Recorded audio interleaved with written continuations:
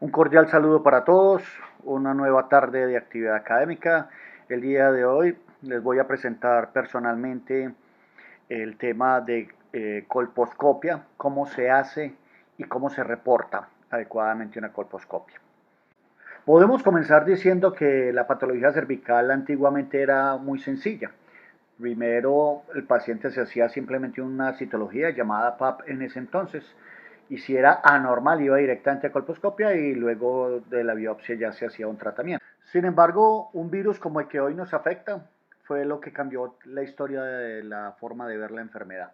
El doctor Schwabhausen en el año 76 hace la correlación, pero realmente es la doctora Nubia Muñoz y el doctor Xavier Bosch quienes hacen el análisis estadístico y lo correlacionan.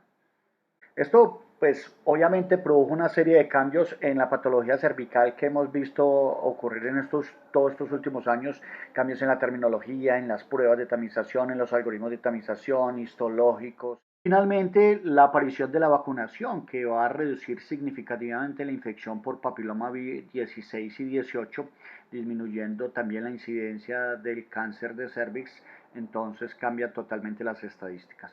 Eso cambia entonces la historia natural de la enfermedad y es por eso que adicionalmente la SSCP en el año 2017 hiciera una revisión completa de toda la literatura en cuanto a la colposcopia y produjo un statement que son las recomendaciones de la SSCP para los que van a hacer colposcopia, que es parte de lo que vamos a ver o de lo que se fundamenta esta charla. Por eso la colposcopia ha sido y será por mucho tiempo estándar de oro, aunque ha sido muy vilipendiada y digan que tiene muy mala capacidad diagnóstica y que tiene cifras muy bajas de sensibilidad y especificidad, pues es y por ahora seguirá siendo la prueba diagnóstica. Entonces, aunque la hablen mal de la colposcopia, no la podemos dejar todavía porque sigue siendo el gold estándar para el diagnóstico de la patología cervical, sigue siendo sí, permite un seguimiento muy objetivo de las lesiones porque permite uno, para poder hacer seguimiento y tratamiento, uno necesita saber bien cuál es la zona de transformación, desea uno confirmar o no la presencia de la lesión, qué tan extensa es, si tiene una lesión microinvasora o invasora, si se ha comprometido la parte glandular y pues obviamente va a permitir también un mejor tratamiento. También la usamos en controles post-tratamientos, es muy útil y en la valoración de vagina, vulva y ano, pues cada vez coge más importancia, ni hablar pues de todo lo que se ha desarrollado de anoscopia en los últimos años. Y se utiliza pues de rutina en los pacientes con ataques de víctimas sexuales, además de dejar pues constancia legal de todas estas cosas. Entonces, otro doctor, este americano, el Qué doctor, pena, te interrumpo un segundito. ¿Puedes subirle un poquitico al micrófono tuyo? no le...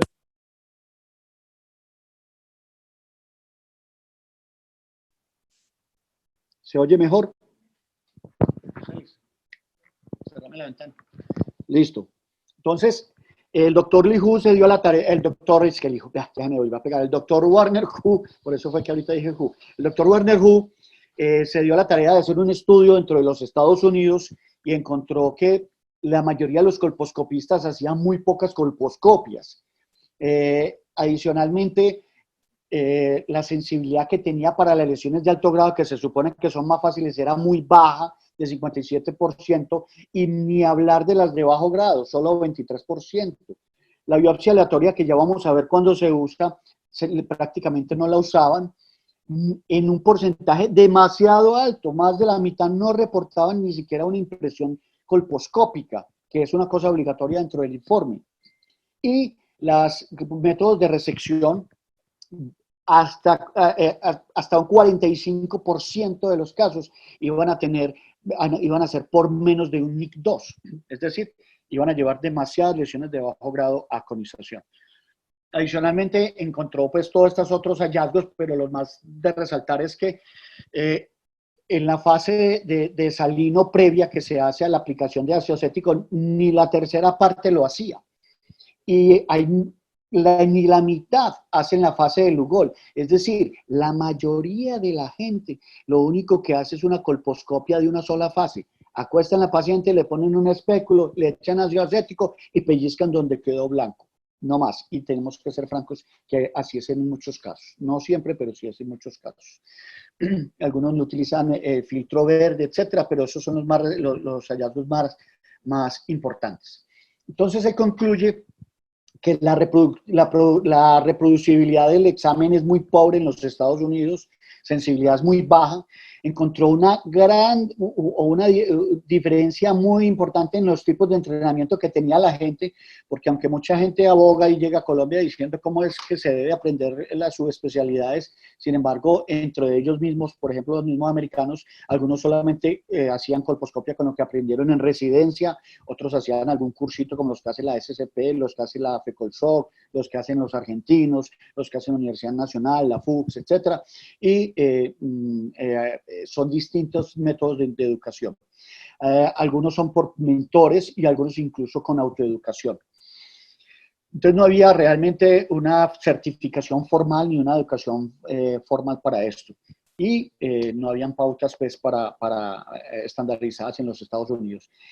Adicionalmente se hacen cientos de miles de colposcopias con todas estas variables y todos utilizando incluso terminología. Y él dice que entonces hay 3 factores que podrían estar afectando el rendimiento de la colposcopia en los Estados Unidos y es una falta de terminología estandarizada, una falta de recomendaciones de cómo hacer una colposcopia, pues qué es lo que vamos a ver hoy, cómo hacer una buena colposcopia y cómo reportarla bien, y falta lo que también nos falta a nosotros, que es que no hay medidas aquí de los servicios en cuanto a la calidad. Hay unos parámetros que se los voy a decir al final de cómo uno pudiera medir cómo es un buen servicio o un mal servicio para uno mismo compararse dentro de esa tabla. Los cambios entonces que va a pasar con la colposcopia, los cambios históricos que van a ocurrir, van a estar favorecidos por 2 cosas. Uno es la introducción de las pruebas de papiloma, que ya no es citología igual colposcopia, sino que ya van a venir de diferentes tipos de pruebas de tamización, con diferentes números de porcentajes de remisión, etcétera. Y la introducción de la vacuna que va a cambiar la enfermedad, como lo decíamos. Y esto es lo que va a pasar con la colposcopia.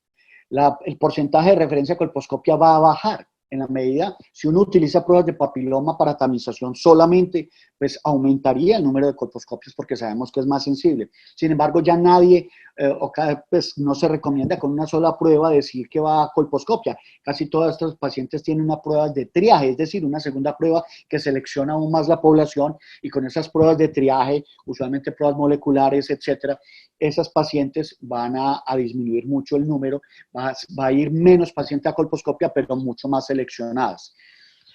Adicionalmente van a cambiar la apariencia de las lesiones. Recordemos que las infecciones por el virus 16 y 18 son los que más cambios colposcópicos dramáticos dan. Ese mosaico bonito, ese aceto blanco intenso, borde eso. Entonces vamos a tener lesiones menos floridas, por eso hay que estar más entrenados.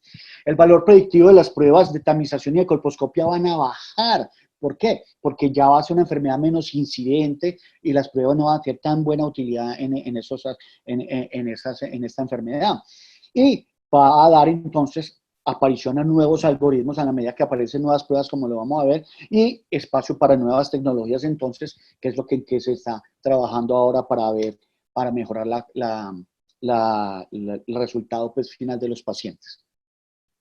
Muy bien. Les decía lo de los espacios nuevos y ustedes van a ver en la literatura nuevos algoritmos. Ustedes ya encuentran, obviamente no son aceptados ni generalizados, pero ya empiezan a sonar y todo empieza por ahí. Por ejemplo, ya se empieza con una prueba de papiloma y la prueba de triaje no sería la citología como la hacemos hoy, sino hacer una prueba de metilación o una prueba de P16, que es una prueba de inmunohistoquímica. Y con eso ir a los que marquen positivos serían los verdaderamente de riesgo, no solo de infección, sino riesgo también de enfermedad, porque mide ya específicamente E6 y E7, entonces puede ser mucho mejor incluso que hacer una citología de triaje. Y estos son los nuevos algoritmos, cuando utilizan casi todo es casi todo es pruebas moleculares, con pruebas de papiloma y utilizando el P16 y Ki67, en este caso pues, de algoritmos, y la genotipificación también sigue siendo pues como lo que viene para adelante. Pero eso no es lo que vamos a hablar hoy, de las guías ni de las pruebas de tamización. Hoy vamos a hablar cómo se hace una colposcopia.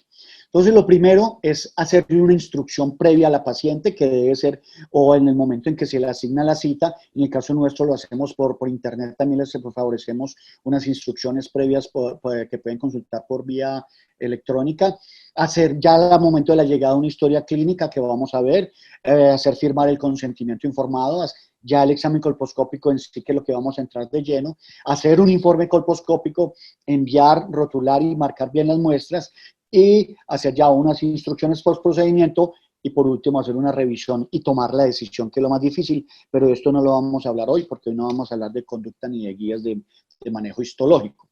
En cuanto a la historia clínica, pues lo de todo, ¿cierto? Hacer una historia clínica completa, pero muy importante en la patología cervical, pues, hombre, por lo menos saber para qué viene la señora. Uno tiene que saber si tiene vienes por una prueba de papiloma, o vienes con una prueba con genotipificación, o vienes por una citología, y cada rato nos damos cuenta que ni siquiera tenía indicación de colposcopia, y eso nos va a determinar qué vamos a hacer.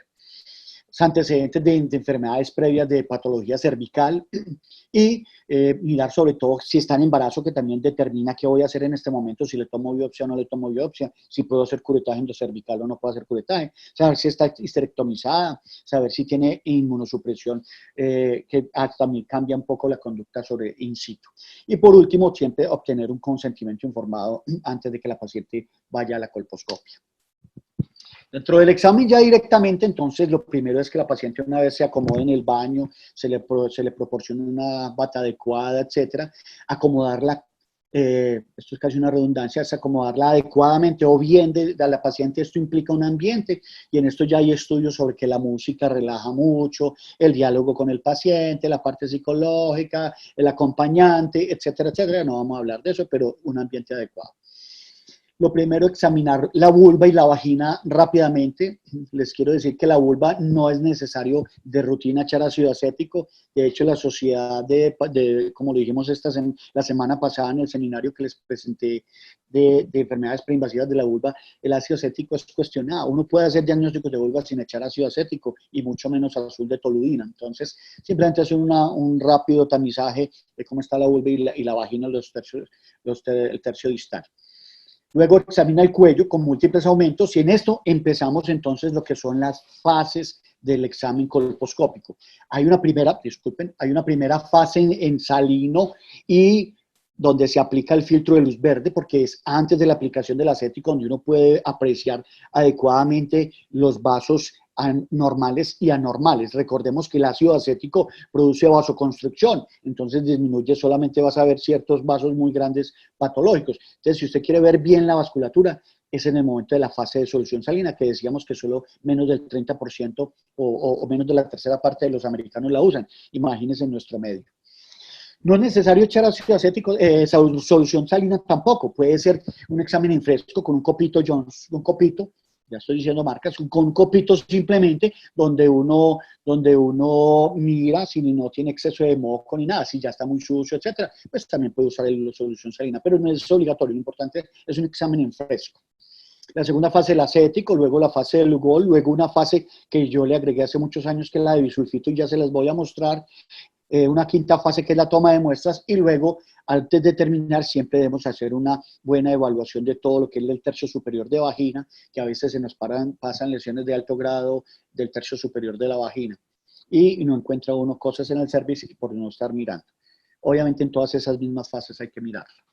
Empezamos. Primera fase. Entonces, una vez la paciente tenga colocado bien el espéculo, después de haber hecho la inspección de vulva, todo, se coloca el espéculo de manera adecuada. Se dice que un residente realmente se demora 3 semanas en aprender a colocar bien un espéculo para una colposcopia sin aporrear el cervix, porque recuerden que las lesiones de alto grado son muy frágiles, y con solo tocarlo con la punta del espéculo va a sangrar. Entonces hay que aprender, eso tiene su técnica.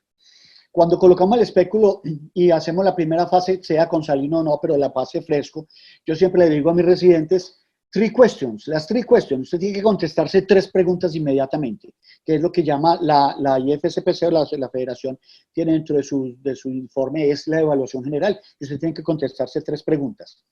¿Es adecuada o no adecuada para mirarla? Es decir, usted puede ver todo el cervix, no hay nada que le obstaculice la visión de todo el cervix, etcétera, o usted no lo puede ver por radiación, por sangrado, o está tan supremamente inflamado, la señora tiene tanto dolor que no se deja ver.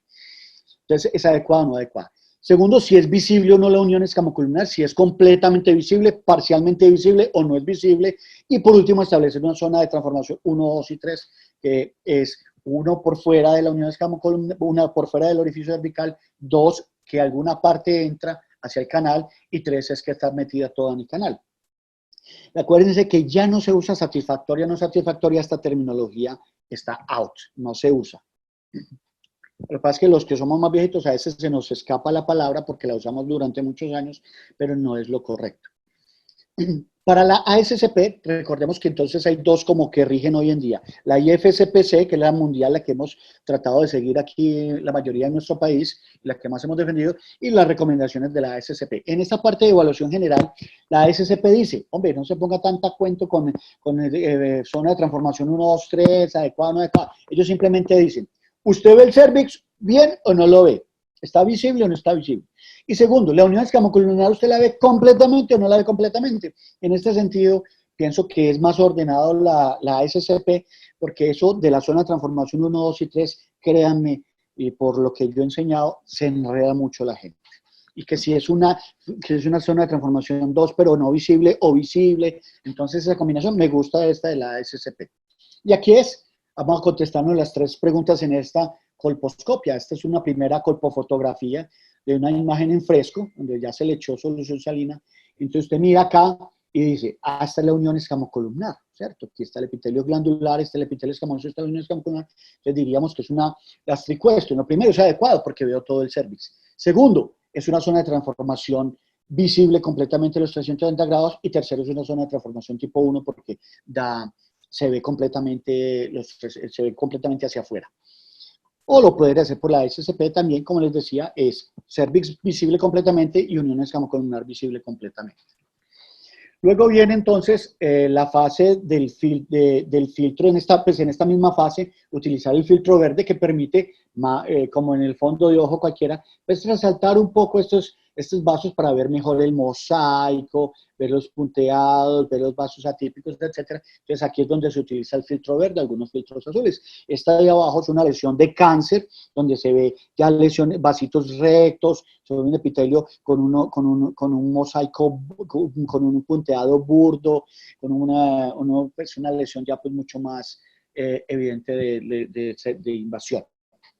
Luego echamos ácido acético. Y el acético, recordemos que se demora unos minuticos en actuar. Mínimo un minuto, yéndole bien, por afanado que sea. Ojalá dejarlo 2 o 3 minutos, bien lavado, bien impregnado. La recomendación es impregnar bien una mota de algodón y escurrirla desde arriba. No estar raspando con el algodón el cervix, porque si es una lesión de alto grado se le va a desprender. Y una vez se tiña de blanco, usted debe mirar la lesión. Y en la lesión es muy importante 3 cosas. Uno, localizar la lesión bien. Usted decir, de acuerdo, simulando que el cervix es un reloj, entonces de acuerdo a la zona horaria, describir la relación que tiene la lesión con la unión escamocolumnar. Es decir, es una lesión por fuera, por dentro de la unión escamocolumnar, está en la zona de transformación, está por fuera de la zona de transformación, está hacia dentro de la zona de transformación. Y por último, mirar si tiene lesiones satélites, que son las lesiones que se les voy a mostrar ahorita, que son hacia afuera. Segundo, determinar el tamaño de la lesión, y eso se puede hacer o por porcentaje o por cuadrantes, ya se los voy a mostrar qué tan grande es la lesión. Y es muy importante porque ya sabemos que la severidad se relaciona con el número de cuadrantes comprometidos. Para la IFSPC, la Federación Internacional, fuera de estos hallazgos hay que describir qué tipo de lesión vemos. Fuera de ubicar la lesión y decir el tamaño, es ver si esa lesión tiene unos cambios menores, es decir, el mosaico es fino, el punteado es fino, es un epitelio acetoblanco de borde irregular, o también lo llaman borde geográfico, también lo llaman borde emplumado, y hacia afuera de la unión escamocolumnar, eso puede decir uno que es un cambio menor. Si usted ve el cambio que es una lesión densa, sin vasos, que se toma rápido el acético, se desborra despacio, unos orificios glandulares refringentes, gruesos, más gruesos que el otro. Este que es de los más importantes, que es el borde interno, es decir, un blanco, un blanco, como lo vamos a ver. Entonces, todas esas cosas ya lo determinamos como un grado 2 o cambios mayores. Entonces, son esas tres cosas: ubicación, tamaño y características, que para la IFSPC es cambios mayores y cambios menores, y para la ASSCP, la Asociación Americana, entonces la clasificaríamos en sugestiva de lesión de bajo grado o sugestiva de lesión de alto grado. Y en esto hago énfasis que esta es la parte que no me gusta de la ASSCP, tanto en la parte de hallazgos colposcópicos como histológicos, el del grupo LAST, porque confunde al que está empezando en patología cervical, porque yo le digo una lesión de bajo grado, ya tengo que decirles si es una lesión de bajo grado citológico, histológico o colposcópico, y eso confunde. No es lo mismo el hallazgo en esas diferentes. Pero el hallazgo de bajo grado es lo mismo que un cambio menor, y el alto grado un cambio mayor.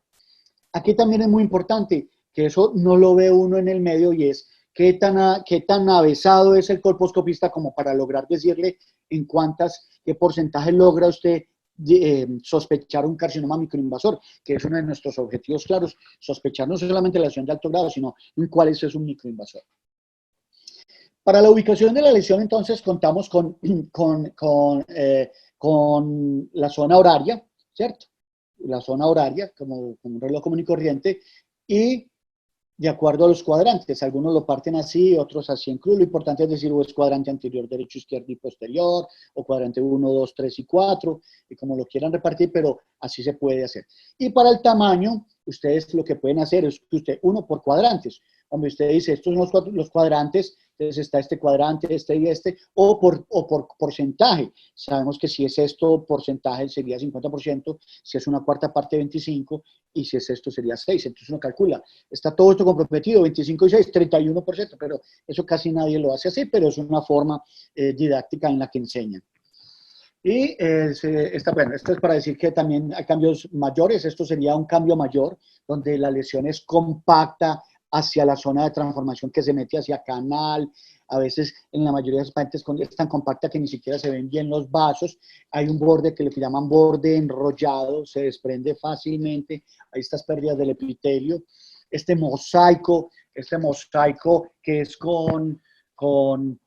llamamos mosaico umbilicado, este mosaico que es completo, que se ve toda la celda, eso es un mosaico de alto grado, ¿correcto? Aquí tenemos otra lesión que hacia afuera puede parecer bajo grado, pero aquí vemos un borde interno, ¿correcto? Estos bordes internos, lesiones más densas, y los que se van metiendo hacia canal, aquí vemos un borde enrollado, una lesión mucho más blanca que se va metiendo hacia canal, lo mismo que acá. Todos estos son lesiones de alto grado. No sé por qué no me quedaron las de bajo grado. Bueno, ahorita miramos por qué, pero ya iba a escribir las de bajo grado. Muy bien. Segunda fase sería entonces la fase del Lugol, que es echar Lugol fuerte y simplemente describir si toma o no toma el Lugol.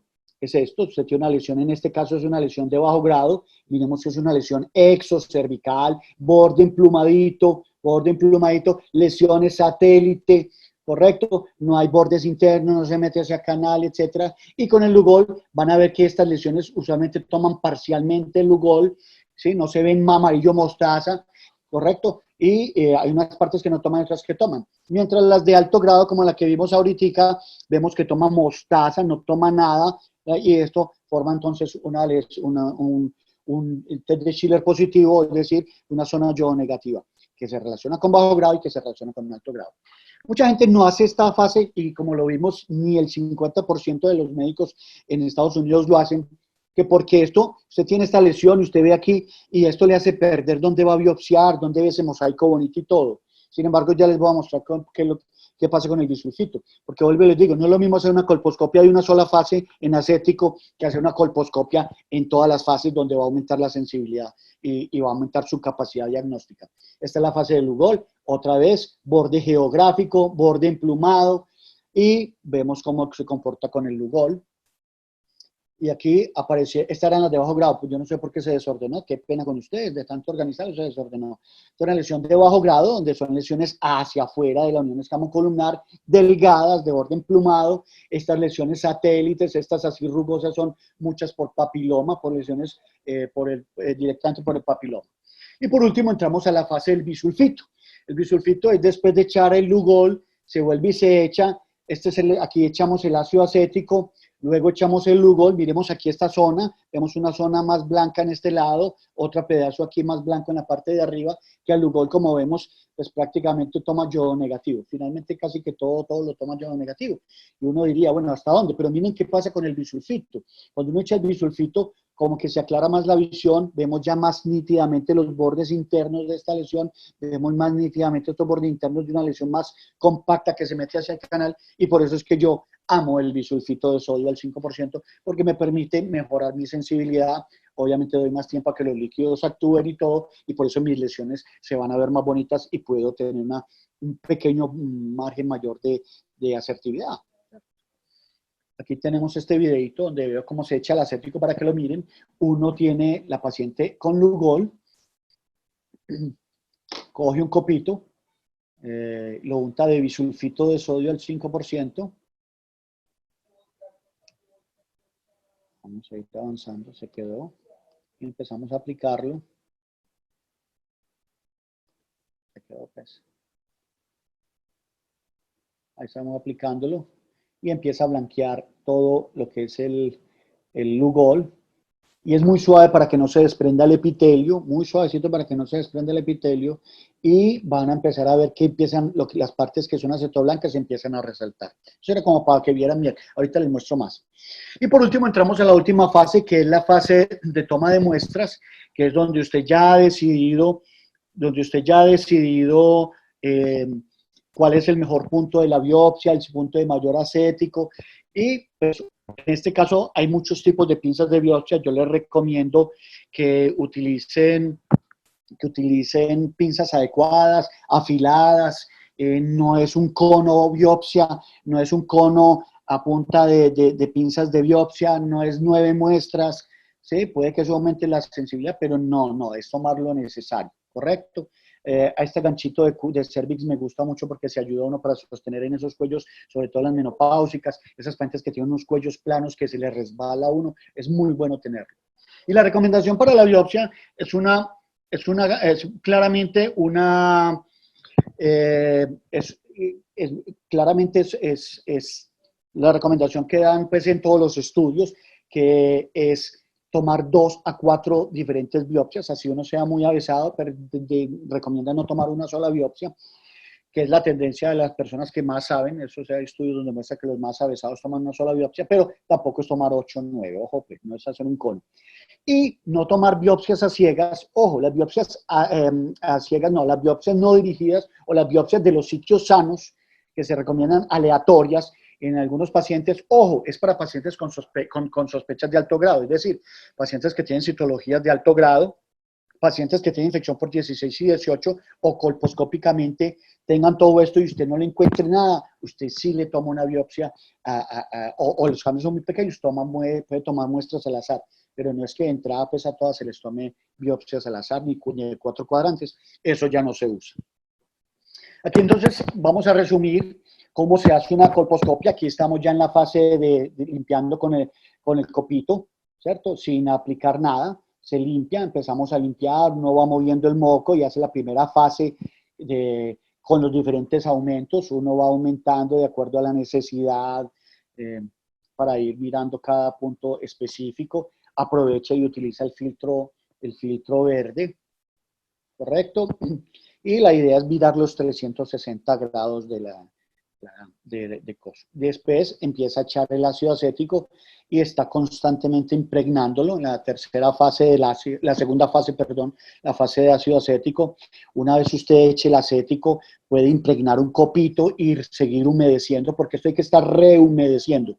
Yo con la mota de algodón lo dejo en el fondo, escurro, dejo un laguito abajo y con el mismo copito voy tocando, absorbiendo abajo y tocando el cervix para ir mirando y miren cómo va aquí mostrando ya la lesión y empieza a aparecer todo lo que es el aceto blanco.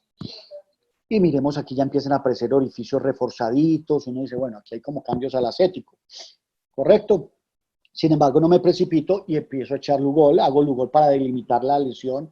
El Lugol ayuda mucho a delimitar completamente la lesión, que no es tan fácil con el ácido acético a veces.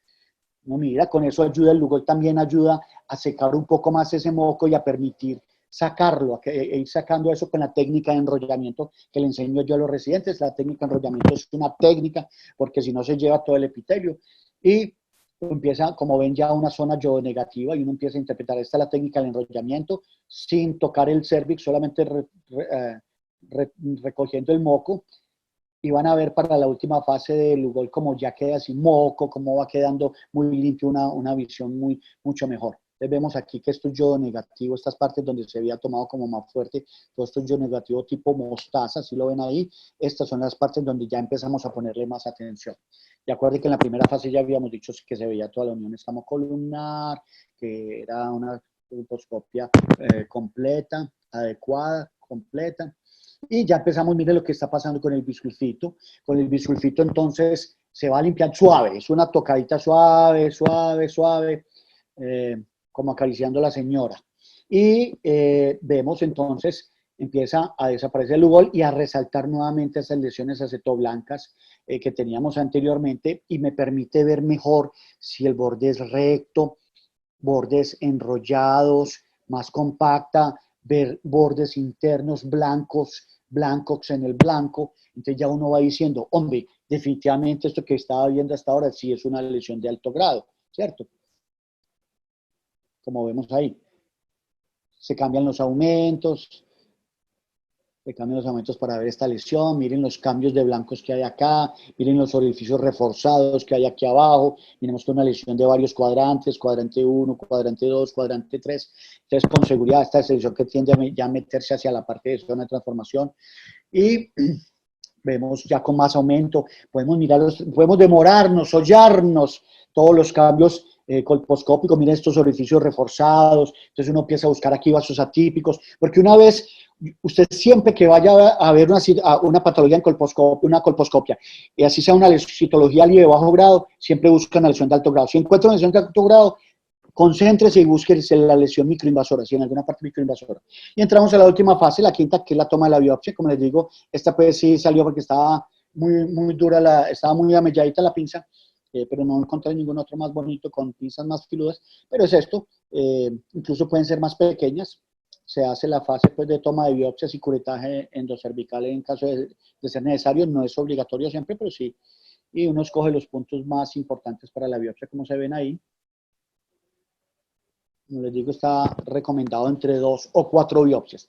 Y una vez termine, entonces uno puede hacer una hemostasia, tiene que mirar que no haya quedado sangrando con un vaso activo, a veces le pega uno un vaso y requerirá energía.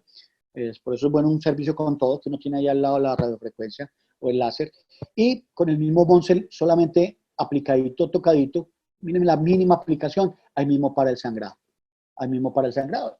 Y no tiene que dejarlo. En último caso, habrá que dejar a la paciente empaquetada, pero que sea el mínimo porcentaje de sus colposcopias para que a la paciente no se le aumente la molestia.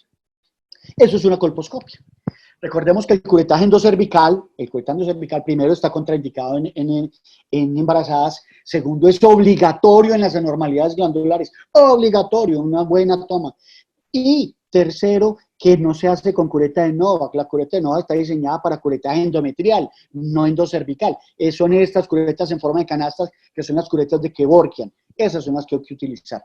Y aunque es un cono, les quise traer cómo es que se hace un curetaje endocervical, porque lo más importante no es la raspadita que se la hace cualquiera, sino que a la gente se le olvida que la mayor parte del tejido se queda pegado allá. Entonces, una vez usted hace la toma, usted por el mismo colposcopio, mire que se venga con toda la muestra para echarla a patología y no le diga al patólogo que le mandó un moco. Muy bien, la recomendación de la SCP entonces es que nuestro informe tenga todo.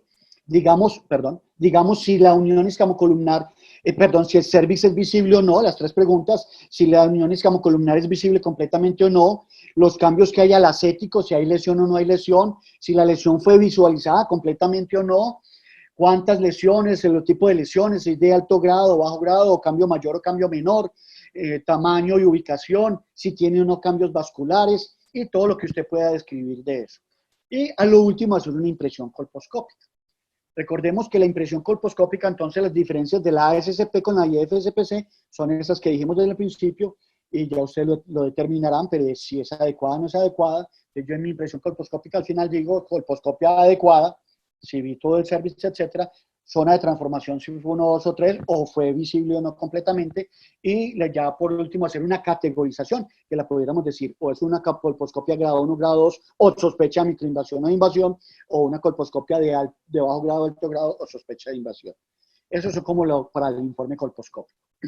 Recordemos que el objetivo nuestro, y esto es muy importante, lo que nosotros pretendemos al haber hecho este examen es descartar una enfermedad invasora o microinvasora, que es manejo es distinto, indicar bien la localización y severidad y extensión de la lesión, hacer un mapeo pues realmente, definir el mejor sitio para tomar la biopsia, y es nuestro deber en el informe asesorar a los otros médicos que de pronto no tienen tanto entrenamiento en patología cervical, o a veces incluso cae en un médico general. Entonces hay que asesorarlos diciéndoles más o menos para que no se ofendan a algunos que por qué no les pone una sugerencia. Y es una sugerencia como muchos, pero hay que hacerlo por la forma en que manejamos la patología cervical. Y por último, dejar un registro de la evaluación, pero ojo, el registro debe ser con colpofotografía. Hoy no hacemos esta colposcopia, hagamos esta colposcopia. Hoy los equipos de la forma de meterle fotos a un informe es muy fácil, la tecnología nos ayuda, por favor que lo hagamos así. Este es un informe de los antiguos, así hacíamos con dibujitos como amarrachos, unos a lápiz con diferentes colores, lo más de pulidos, otros con llenos de crucecitas, entregaban fotocopia a la paciente, la crucecita ni siquiera coincidía de dónde era, y hacían un mamarracho aquí que nadie veía ni entendía. Hoy tenemos que hacer esto. Ya el informe, si es descriptivo, si es encerrado en una X, todos los hallazgos pues no tienen mucha importancia, lo importante es que tenga toda la información, pero sobre todo dejar una colpoimpresión diagnóstica. Y como les decía, hacer siempre una conclusión, no es un diagnóstico, porque la colposcopia no es diagnóstico, igual que la citología, es una conclusión donde usted se compromete a lo que vio para poder tomar una decisión adecuada. Y eso hace que cambien los algoritmos a futuro, porque hay algoritmos ya basados de acuerdo al riesgo en colposcopia. De la colposcopia sola, colposcopia con citología, etcétera. Yo tengo pacientes que a veces vienen a tomarles una prueba de papilomavirus, les miro el cuello porque yo tengo la facilidad de colposcopia y veo una lesión de alto grado, de una vez les voy tomando la biopsia. Yo les digo, no bote la plata en la prueba de papiloma y les voy tomando. Entonces, miren que la colposcopia es muy importante para uno ir determinando el riesgo que ya está, no lo dice Carlos Buitrago, sino que ya está estipulado por la ASCP. Finalmente, hay unos indicadores que nos va a decir si nosotros estamos haciendo bien las cosas. Lamentablemente aquí nadie lo mide, ni el servicio seccional. Yo por muchos años he hecho colposcopia y jamás nadie ha ido a preguntarme cuál es mi incidencia de bordes positivos, nadie me ha preguntado cuántos pacientes se me van a histerectomía después de una conización, nadie me ha preguntado cuántos carcinomas o porcentaje de carcinomas ocultos me pasan a mí, etcétera. Pero son cosas muy importantes. Es muy importante uno siempre, entonces, el 100%, decirlo de la unión escamocolumnar, si es visible completamente o no, mirar si hay o no lesiones, documentar la impresión colposcópica en el 100%, eso es obligatorio. El máximo tolerado es hasta un 80%, que a usted se le olvidó pues alguna, pero todas deben tener un compromiso del colposcopista a un diagnóstico. Como les digo, tomar pues las biopsias y la documentación necesaria. Contactar siempre, tener forma de contactar a esas pacientes, ojalá en un 90% de las que encuentre uno pacientes con sospecha de lesiones de alto grado microinvasivas, hay que perseguirlas. No es que uno deje la biopsia por allá y yo, pues, señor, es que señora no vino hace 3 años, ahí está la biopsia de hace 3 años. Uno como cuando hace una biopsia tiene que estar garantizando a la paciente que si sale algo feo, pues si sale algo bajito no habrá necesidad de perseguir a la paciente, pero si es algo feo hay que buscarlo. Y lo mismo que las pacientes que tienen citologías y les toman ustedes las pruebas de tamización, si tienen citologías de alto grado, citologías con anormalidades glandulares o pruebas de papiloma con papiloma 16, 18, esas pacientes, búsquenlas, háganles una captura. Estos son otros parámetros donde usted debe tener para la parte excisional, usted, pues más del 85% deben ser de NIC 2 para arriba, es decir, que usted no haga tanto conizaciones por NIC 1 o lesiones de bajo grado. Yo he visto hasta histerectomías por papiloma virus humano con diagnóstico de PVH, lo cual no le iba a servir nada a la señora. Tener siempre una colposcopia, en el 100%, una colposcopia antes de tomar una decisión de una citología o de una prueba de tamización anormal. Los márgenes no deben ser positivos en más del 20% de los pacientes. Si usted tiene un paciente porcentaje de 30, 40, hombre, pellizquese que le están quedando mal, y llegar a 20 también es muy alto. Decir documentar si está visible o no la unión escamocolumnar, porque eso va a depender de la conducta que hagamos con el paciente, si la vamos a dejar en seguimiento o no, y eso lo veremos cuando alguna vez hagamos uno de guías de anormalidad histológica. Y se recomienda que la persona no haga menos de 50 colposcopias por de bajo grado al año y otros 50 de alto grado. Es decir, esos que hacen una ocasionalmente se vuelve uno peligroso. Como en cualquier cosa, como cualquier cirugía, si uno la hace muy de vez en cuando, pues se vuelve peligroso. Entonces, ¿qué va a pasar con la colposcopia?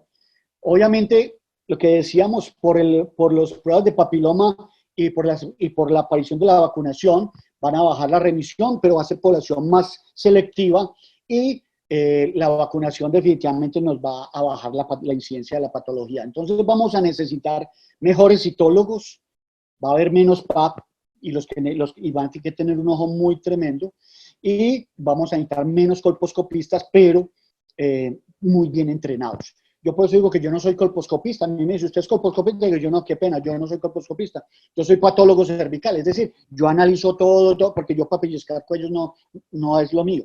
Yo simplemente hago todo un análisis desde el inicio, desde la historia clínica hasta que se va la paciente y el manejo del seguimiento. Y la idea es como tratar de hacer, esto es otra de las, como a futuro, hacer menos tratamientos a ciegas, menos tratamientos de ver y tratar, o menos, porque se hace mucho sobretratamiento en estos pacientes. Como digo yo, para uno no verse muy mal colposcopista, ¿cierto? Que uno ve, este man se ve más bruto. Entonces, hombre, hay que entrenarse, pues se nota ahí mismo cuando alguien no es experto, entonces esos son los que se ven muy mal. Usar un equipo inadecuado, esos equipos que son de un solo lentecito, que se ve borroso, que la luz es amarilla, ya acabada, hombre, eso está obsoleto, dejen eso y no hagan colposcopia en eso, el equipo inadecuado. Hombre, hacer una colposcopia sin saber por qué viene la señora, no es lo mismo una enfermedad glandular que tengo que perseguir unas cosas que una enfermedad escamosa, si tengo que tomar esta muestra o la otra, no tomar todo por si las moscas, no, eso hay que saber por qué se está haciendo. Y aconsejar inadecuadamente a la paciente, esto es muy triste, pero uno ve una cantidad de cosas, de recomendaciones, le mandan a la que no es, no le mandan a la que es, o, como les decía yo, siempre no quitarle el componente sexual a todo esto, porque no estamos buscando enfermedades sexuales ni buscando maridos culpables. La mala correlación colpobiopsia, uno debe tener un porcentaje de correlación que lo debe conocer y debe ser más del 60%. Y por último, esto sí es más importante que todo, ese que da malos informes y ni se los entrega al paciente, ese es un muy mal colposcopista. Como conclusiones, entonces, vamos a dar varias conclusiones. La utilización de nuevas pruebas de tamización, que son mejores y con inmunohistoquímica y moleculares, pues va a disminuir el número de colposcopias. La vacunación va a cambiar, o está cambiando la historia de la enfermedad, no a la velocidad que quisiéramos, pero la está cambiando, y por eso van a haber menos pacientes. La efectividad entonces de las pruebas van a cambiar, porque al disminuir la incidencia de la enfermedad disminuye la costo-efectividad y todas esas cosas. Debemos tener servicios centralizados con colposcopistas mejor preparados. ¿Se va a acabar la colposcopia? No, se va a acabar esta colposcopia, la que era así con un lentecito. Aparecerán servicios nuevos con todas las tecnologías moleculares, con todos los servicios y todas las posibilidades, pues, que se le pueda dar a los pacientes, con colpofotografía, seguimiento colpográfico bien bonito. Y cuando hagamos colposcopia y estemos en patología cervical, utilicemos el lenguaje que es. Hombre, esta señora tiene un lío de bajo grado. Sí, pero ¿dónde? En la citología, en la biopsia, en la colposcopia, para poder entender bien a los pacientes, porque cada una cosa es distinta.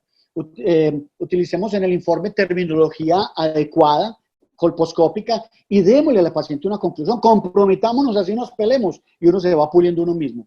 Hacer un informe legible, con registro fotográfico, y que de los hallazgos se los podamos entregar una copia a la paciente, porque la paciente es dueña de ese examen que le va a servir para el futuro.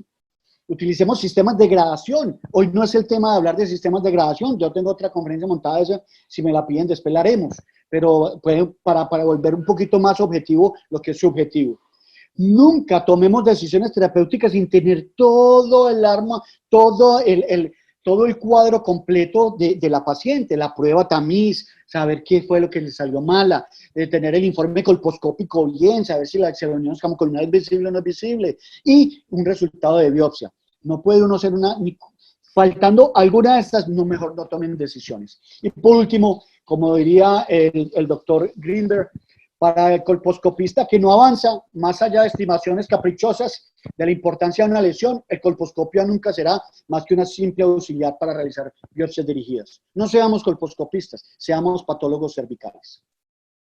Eso es todo lo que tenía para decirles. Muchísimas gracias por su atención y los espero nuevamente mañana. Muchas gracias.